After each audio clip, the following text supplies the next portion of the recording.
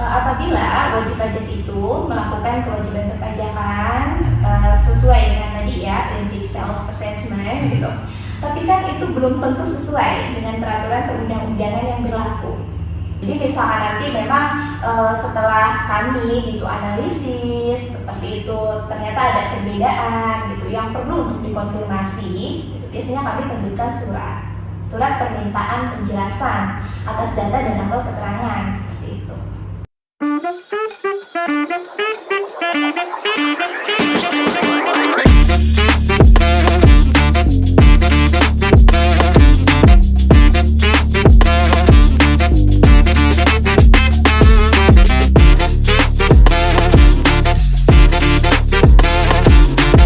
Assalamualaikum warahmatullahi wabarakatuh. Selamat pagi kawan pajak semuanya. Selamat datang kembali di podcast Ngapak 521. Perkenalkan, nama saya Aldega.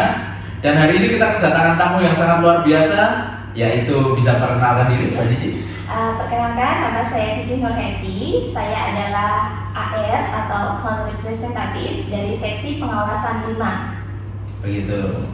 Oke. Nah, teman-teman, kawan pajak, kita di sini kan akan membahas tentang perpajakan ya Mbak Cici ya. Iya. Makanya tamu kita datangkan langsung dari KPP Pratama Purwokerto. Nah, kawan pajak tahu nggak bahwa pajak di negara kita itu menetapkan suatu sistem, ya kan? Nah, sistemnya ini apa kira-kira Mbak Cici ya? Pasti tiap negara kan punya sistem perpajakan sendiri. Iya, betul sekali. Untuk Indonesia nih, kita menetapkan sistem perpajakan. Iya, jadi untuk Indonesia sendiri kita menerapkan sistem self assessment namanya. Oke. Jadi self assessment itu wajib pajak itu memiliki kesempatan untuk mendaftarkan, untuk menghitung, untuk membayar, melaporkan, beserta ketika mungkin omsetnya sudah di atas batas atau di atas 4,8 miliar setahun, itu wajib mendaftarkan untuk dikukuhkan menjadi pengusaha kena pajak. Seperti itu Mas Dika. Oke. Wah, penjelasannya sangat jelas ya. Langsung paham. Nah, tadi katanya self assessment itu berarti menghitung sendiri, betul? Iya, betul. Nah, melaporkan sendiri, betul? Betul. Terus apa lagi yang sendiri Kak? Membayar. Oh, membayar sendiri. Ya. Dibayarin temannya nggak boleh berarti? Nggak boleh dong. Oh, nggak boleh.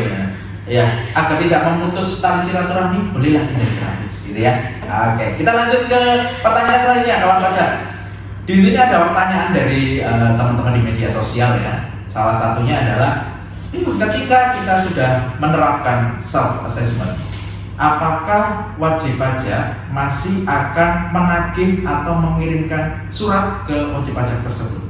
Kira-kira jawabannya bagaimana Mbak Cici? Iya.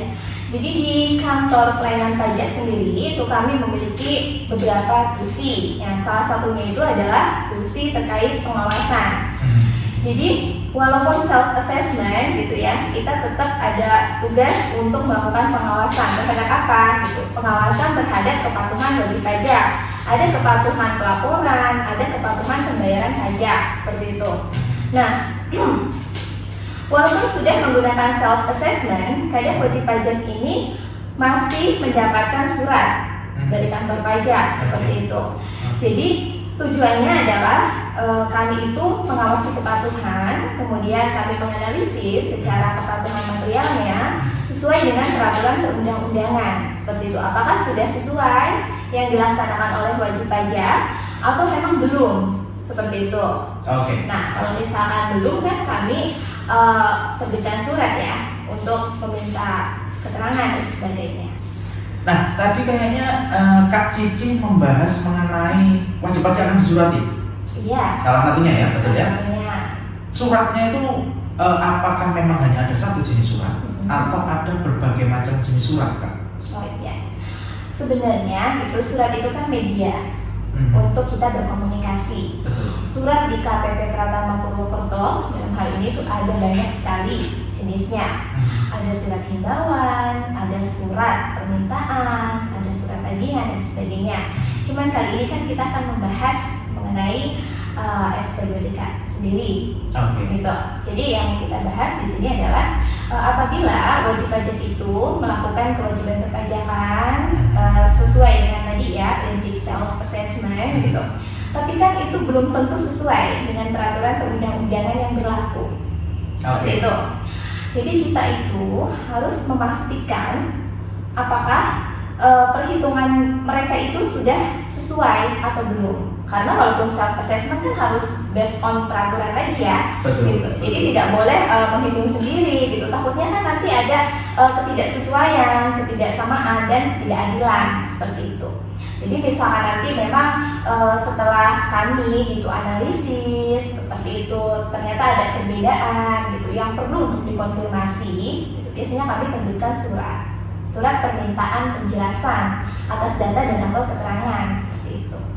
Oh gitu, surat permintaan penjelasan atas data dan atau keterangan. keterangan.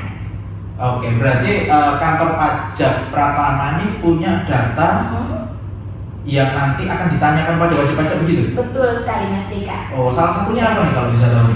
Jadi sistem pengawasan di kantor pajak itu kan disupport ya sama banyak sistem. Misalnya ada sistem pengawasan wajib pajak atau misalkan ada sistem informasi dari Direktorat Jenderal Pajak gitu, ada portal.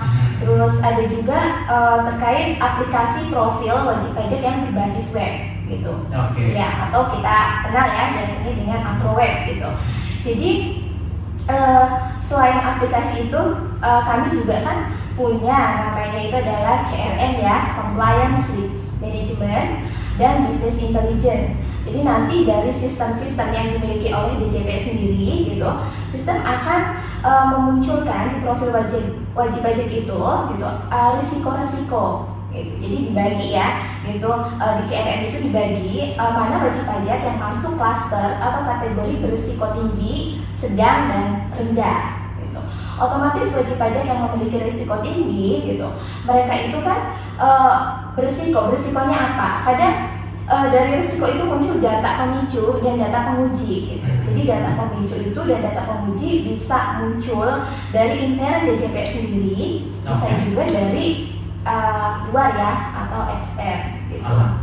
Kemudian nanti dari data penguji itu misalkan ada ketidaksesuaian atau ketidaksamaan gitu antara apa yang dilaporkan dan dibayar. Misalnya gitu, wajib pajak lapor SPT tahunan. Nah, di SPT tahunan itu kan mereka sudah men-state ya gitu bahwa pajak saya setahun misalkan 50 juta.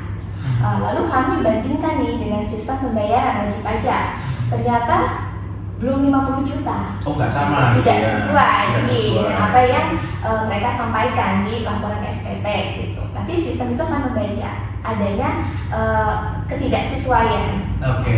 Itu harus kami tindak lanjuti gitu dengan cara menerbitkan SP2DK tadi. Oh, begitu. Tadi kayaknya saya mendengar ada bagian salah satu datanya dari bisnis intelijen. Ya. Berarti pajak ini punya intel sendiri. Iya.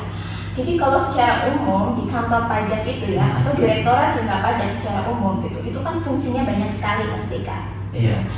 Dari tingkat pratama gitu mungkin ada bagian atau petugas yang berfungsi atau bertugas gitu ya untuk melakukan visit ke lapangan gitu, mengetahui gitu ya kondisi di lapangan seperti apa sih gitu. Biasanya kan ada perubahan ya dari waktu ke waktu gitu. Lalu ketika kita sudah visit, kita kan membuat laporan nih gitu. Misalkan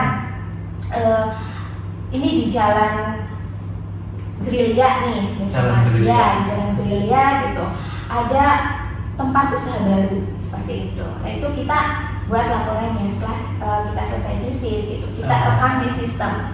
Itu kan muncul sebenarnya bukan intel yang untuk menyidik dan sebagainya ya, tapi nanti arahnya itu terkait pengumpulan data lapangan gitu. Oh begitu. Oke. Ada intelnya kawan pajak. Anda harus hati-hati. Tadi kan dikatakan bahwa kantor pajak Pratama akan mengirimkan yang namanya SP2DK tadi. Iya, betul. Nah, atau mungkin beberapa surat lainnya ya. Cuman kali ini kan kita akan membahas mengenai yang tadi dikatakan oleh Kakak Cici yaitu SP2DK. Iya. Nah, ini juga salah satu pertanyaan yang cukup banyak ditanyakan ini Kak di media sosial kita.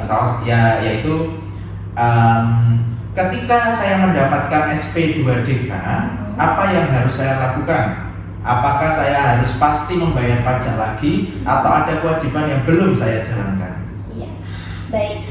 Terkait SP2DK sendiri, itu kan kami ada jangka waktunya ya Mas Deka gitu. SP2DK itu maksimal itu harus direspon dalam jangka waktu 14 hari. Kerja atau kalender? 14 hari kalender. Oh, Sabtu Minggu terhitung berarti ya? Iya, terhitung. Oke. Jadi sejak tanggal SP2DK gitu. Misalkan SP2DK itu tertanggal 1 Oktober seperti itu ya. 1 Oktober. Ya, Oke. itu SP2DK. Berarti kan maksimal 14 hari sejak SP2DK itu terbit. Ya, berarti kan maksimal ya tanggal 14 gitu. Itu harus ada respon atau ada konfirmasi dari wajib pajak yang bersangkutan. Nah, ketika misalkan dalam jangka waktu tertentu sudah ada respon ya, KPP atau kantor pelayanan pajak ini membuat berita acara konfirmasi, namanya berita acara permintaan penjelasan atas data dan atau keterangan. Tetapi kalau misalkan nanti tidak ada konfirmasi, kita tidak lanjuti dengan tahap selanjutnya. Nah, kembali ke pertanyaan, apakah SP2DK itu harus selalu ada pembayaran pajak? Iya. Seperti itu. Betul. Jadi jawabannya adalah tidak mesti ya gitu. Nanti dari hasil konfirmasi itu kita lihat lagi, apakah memang gitu masih ada kewajiban yang belum ditunaikan atau dilaksanakan oleh wajib pajak, gitu. Atau memang sudah. Karena ada 3 kemungkinan gitu di SP2DK itu.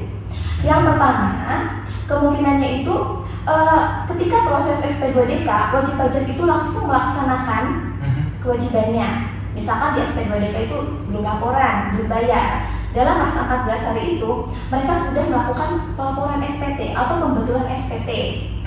Tuh. Kemudian sudah melakukan pembayaran pajak terutang. Berarti kan SP2DK-nya di closing, tidak ada pembayaran kan? Oh ya, karena juga sudah ini ya, direspon juga ya dengan cara entah pembetulan SPT, pembayaran. Jadi kan sudah selesai ya, sudah close gitu. Nah, kemungkinan yang kedua, wajib pajak itu setelah dikonfirmasi ternyata hanya melakukan kesalahan dalam hal pelaporan SPT. Gitu.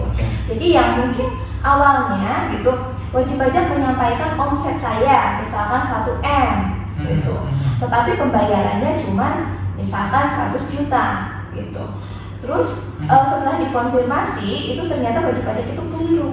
Harusnya gitu, itu tidak 1M, bisa jadi yang sebenarnya omsetnya itu adalah 800 juta sesuai dengan jumlah pembayaran. Itu kan betul.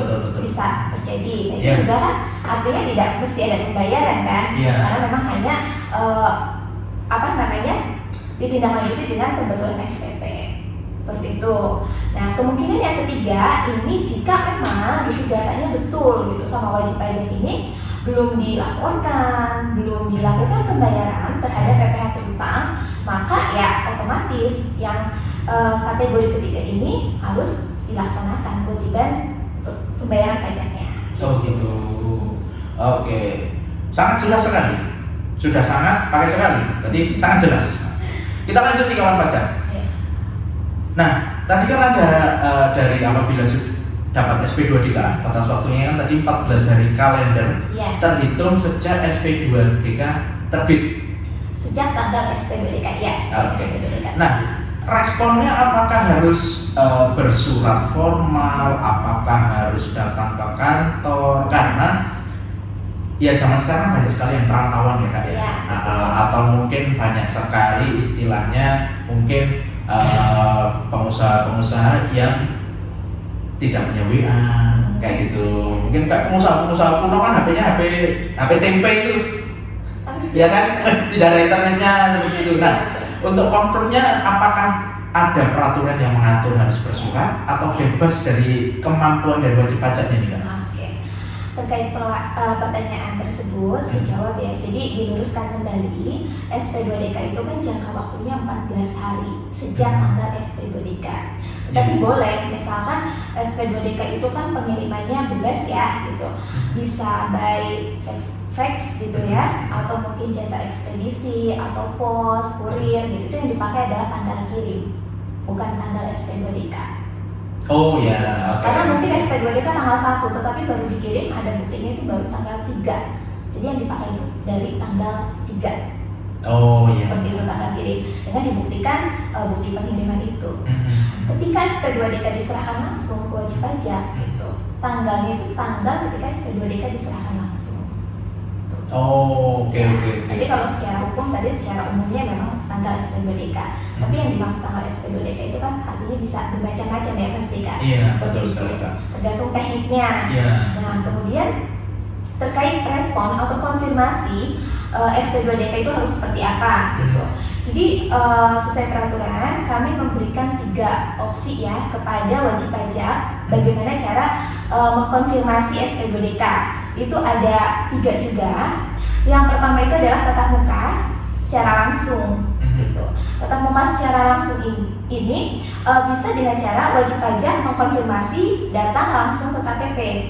Nanti kan bertemu petugas, biasanya petugasnya adalah AR-nya gitu ya. Iya. Ketemu AR-nya, atau bisa juga tatap muka ini kalau misalkan dalam jangka waktu 14 hari ini kan tidak ada respon atau tidak ada konfirmasi dari wajib pajak, maka AR-nya harus visit atau melakukan kunjungan gitu. ke tempat wajib pajak. Oke. Kita bertemu, itu juga bisa masuk dalam definisi tatap muka gitu. Terus yang kedua adalah tatap muka secara audio visual, mungkin lewat video call atau Webex atau Zoom dan sebagainya ya gitu. Dengan adanya akselerasi teknologi sekarang ini gitu. Misalnya wajib pajak posisinya ada di luar negeri. Pernah, saya juga ada. Oh gitu? Nah, iya. Jadi pengalaman ini sedikit ya. Iya, silakan. Iya, jadi saya tuh punya wajib pajak itu baru ya, itu sebuah klinik kesehatan anak gitu di wilayah kerja saya. Jadi mereka itu masih awam gitu ya, masih belum terlalu mengetahui gitu terkait perpajakan, dan kebetulan direkturnya ini tinggalnya di Turki karena sedang S3 di sana. Wow. Oke. Ya, jadi kami itu berkomunikasi selama ini gitu ya, ya baik itu menggunakan aplikasi-aplikasi yang sudah disediakan gitu ya untuk mempermudah tugas dan fungsi kami di KPP. Kadang via Zoom gitu. Yang penting kan pekerjaan itu kan selesai sesuai peraturan gitu ya, tidak terbentur dengan peraturan gitu, lancar ya, it's okay gitu. Oh iya. Luar biasa sekali, dapat wajib pajak S3 itu ya Kak? S3 ya, saya S3. Kita sensor ya, karena rahasia jabatan ya. Jadi nama wajib pajaknya adalah kawan pajak nggak usah kepo. Ya. Nah, misalnya nih, ya gimana? Yang ketiga belum. Oh ya, yang ketiga belum kawan pajak. Oke, lanjut kita yang ketiga dulu. Jadi yang ketiga itu adalah secara tertulis. Oke. Ya, kalau tadi yang pertama itu tatap muka secara langsung, yang kedua tatap muka secara audio visual, yang ketiga itu adalah tertulis. Jadi wajib pajak itu juga diberikan opsi untuk mengkonfirmasi SP2DK ini dengan surat tertulis, nanti dikirimkan ke KPP terdaftar seperti itu. Oke. Kalau misalnya tadi kan salah satunya Kak Cici kan teleconference tuh bersama wajib pajaknya. Berarti di SP2DK-nya itu ada nama kontak AR-nya ya Kak? Ada, pasti gitu. ada. Jadi untuk mempermudah kalau misalnya yang mau janjian lewat WA dulu gitu ya. Iya, Oke. itu selalu kami cantumkan. Oh iya. Terus yang ketiga tadi kan melalui bersurat. Iya. Nah kalau bersurat kan kalau misalnya kita datang naruh surat, mending sekalian ketemu AR-nya gitu Ya, kan ya. betul, Nah, jelas. kalau untuk kirim surat itu berarti dari SP2DK tadi kan terhitungnya 14 hari. Betul. Nah, untuk ngirim suratnya itu tanggal terhitung dia membalas itu tanggal diterima di KPP atau tanggal kirim suratnya Kak? Ya, jadi kalau terkait surat yang balas hanya via tertulis itu tadi ya, surat yang dipakai adalah tanggal surat atau tanggal terkirim, sama sebenarnya seperti SP2DK. Yang dipakai itu tanggal surat, tapi kalau suratnya diserahkan langsung ya tanggal ketika surat itu diterima oleh kantor pajak. Tapi kalau suratnya dikirim by post atau mungkin kurir dan jasa ekspedisi lainnya, yang dipakai adalah tanggal dikirimkannya dengan bukti ya itu bukti pengiriman suratnya itu. Oke. Jelas. Nah, batasan waktu tadi 14 hari kalender. Ya. Ketika misalnya nih wajib pajaknya sibuk lah, Ya, betul. sibuk banget itu sampai nggak sempat nih WA nggak sempat, kirim surat nggak sempat, kita kan nggak tahu kegiatannya teman-teman seperti apa ya, Iya, kegiatan betul. kawan pajak seperti apa. Kalau misalnya ternyata baru sempat ketemu AR-nya kakak Cici dianggap saja di hari ke-20 semenjak Iya. tanggal SP2DK-nya ya. Iya. Apakah mungkin ada sanksi atau denda kah atau ada hukuman kah? Ada nggak kak kayak gitu? Iya, jadi kita kembali ke peraturannya ya Mas Deka gitu. Jadi peraturannya itu di SE 05 disebutkan di situ bahwa rincian-rincian atau tahapan-tahapan terkait SP2DK. Jadi SP2DK itu kan harus diberikan konfirmasi atau dijawab gitu ya dalam jangka waktu 14 hari. Harus. Nah, harus. Iya. Kalau misalkan masih dalam jangka waktu tertentu kan KPP mengeluarkan atau membuat gitu ya berita acara. Tapi seperti tadi pertanyaannya, misalkan dalam jangka waktu tertentu wajib pajak ini belum memberikan konfirmasi langkah apa selanjutnya, apakah didenda dan sebagainya. Iya. Bukan didenda, Oh, tapi gitu. kita masuk ke step selanjutnya, yaitu KPP menugaskan petugas, dalam hal ini kan AR-nya Betul. ya, untuk melakukan kunjungan atau visit ke alamat wajib pajak gitu, karena kita harus tahu gitu kenapa ini dalam jangka waktu tertentu wajib pajak tidak merespon atau tidak mengkonfirmasi, jangan-jangan suratnya tidak sampai atau mungkin alamatnya pindah dan sebagainya. Oh iya, Kita kemungkinan itu ada ya kak ya, alamatnya sangat pindah, besar sekali, terus betul. apa namanya, apa tadi, WP-nya pindah, ya WP-nya pindah, suratnya tidak sampai, suratnya tidak sampai gitu. Misalnya alamatnya kurang lengkap RT RW. Betul, karena memang kembali ke awal gitu ya, sistem pajak di Indonesia itu kan self assessment. Wajib pajak itu kan melakukan semuanya itu sendiri ya, gitu secara mandiri gitu, termasuk terkait data mereka gitu. Kalau misalkan wajib pajak itu daftarnya itu tahun lampau, tahun 2000, mereka di situ menulis alamat saya di Purwokerto Barat.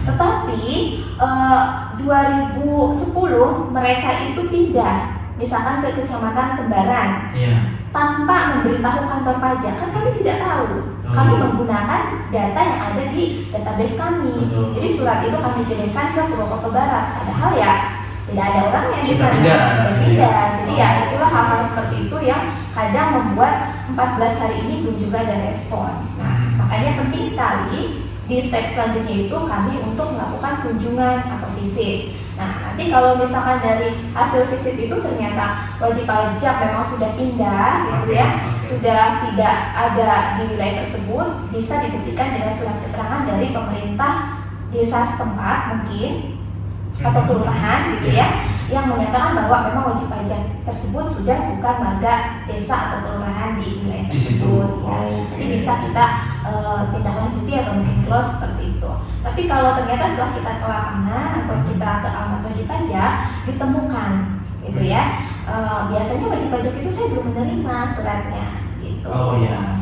Jadi kita sampaikan suratnya lagi atau SP2DK-nya lagi. Setelah itu nanti kita buat laporan ya, buat laporan, namanya itu adalah laporan hasil kunjungan atau LHK. Laporan hasil kunjungan. Ya, Kunjungan dokter atau kunjungan AR? bukan kunjungan AR atau Mas Deka.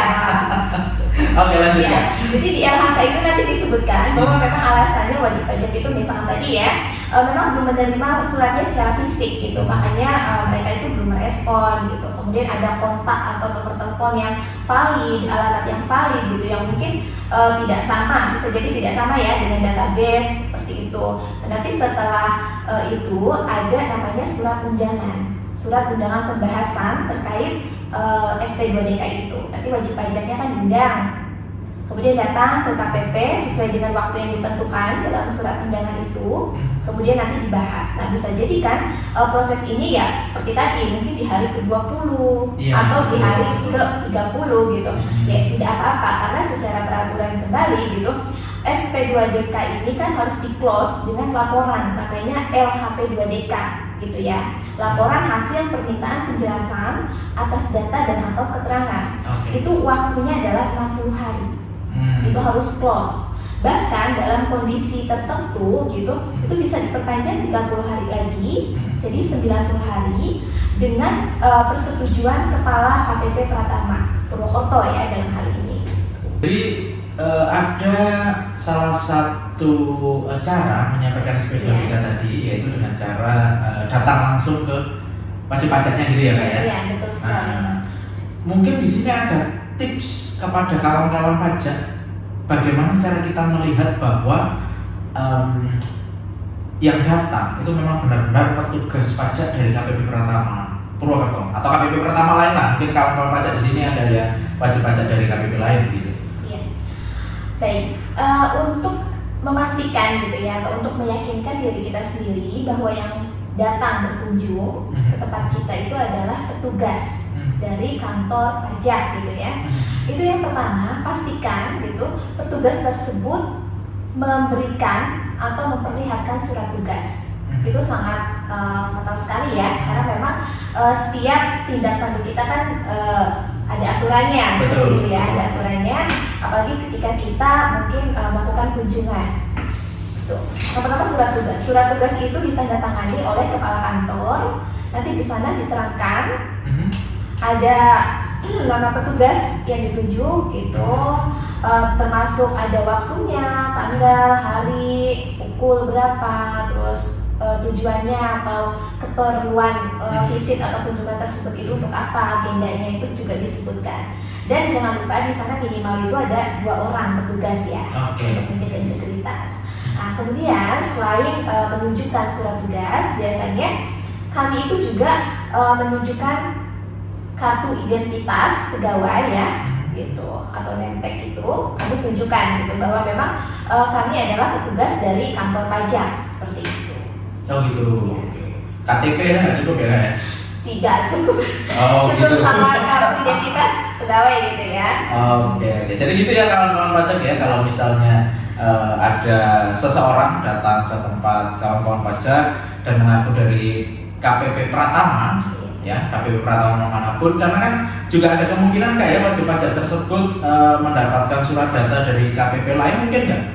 Bisa jadi misalkan dalam hal permintaan konfirmasi, ini juga saya sedikit cerita pengalaman gitu ya.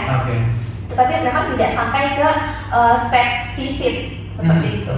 Jadi misalkan ada wajib pajak gitu dalam suatu KPP, misalkan di KPP Pratama Purwokerto gitu, saya punya wajib pajak, tetapi itu beririsan dengan wajib pajak di KPP lain. Kemudian kan kami membutuhkan data nih, seperti itu. Kami suratin ke wajib pajak yang terdaftar di KPP lain, seperti itu. Nah, bisa jadi dalam hal permintaan konfirmasi atau permintaan penjelasan atau kegiatan P2DK itu gitu, kami melakukan visit gitu ya. Itu bisa jadi, berarti kan kami harus visit misalkan KPP Pratama Purwokerto itu ke KPP Pratama Jombang misalkan, bisa dengan wajib pajak di KPP sana. Itu bisa, dan memang harus selalu menunjukkan identitas itu, surat tugas sama kartu pegawai gitu ya, minimal 2. Itu memang bisa terjadi gitu. Jadi seperti itu ya kawan pajak ya, kalau ada petugas yang mengaku dari kantor pajak Pratama, yang pertama ditanyakan surat tugasnya Kak Cici ya? Iya. Surat tugasnya. Yang kedua adalah kartu identitas ya Kak Cici ya? Itu di surat tugasnya tentu tertulis tujuan visitnya atau tujuan kunjungannya, tertulis nama wajib pajaknya ya Kak ya? Kalau untuk rincian seperti itu opsional ya gitu. Karena kadang kita itu melakukan kunjungan atau visit itu kan beda-beda agendanya. Kalau misalkan kita mau melakukan penyisiran data gitu ya, atau penyisiran tempat usaha seperti itu, jadi kita itu disebutkan agendanya hanya melakukan kegiatan pengumpulan data lapangan.